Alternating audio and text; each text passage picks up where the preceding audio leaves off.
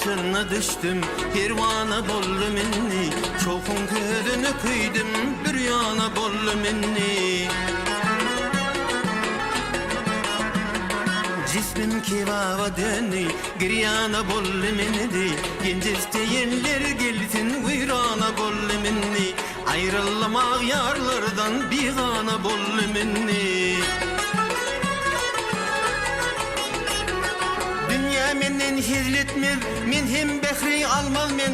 Odum ötkür derdim köp, hoşvak bolup gülmez men. Ağır baka elemni, altın pulgu almaz men. Dost kaysı düşman, hayti parkın edip bilmez men. Hiç kimse anma halım, ayağına bollum menni.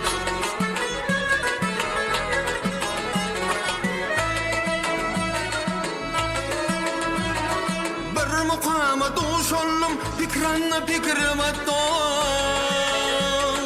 Canana canan bulli kuşunun gidip yattı.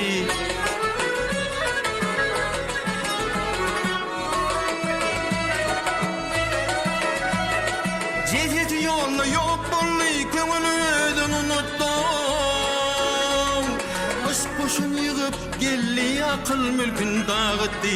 Talana berip aklım divana bollum inni.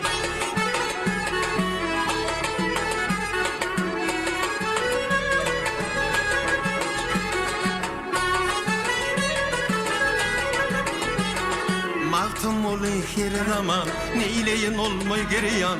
Fikir layına baktım çıkabilmen men bir yan.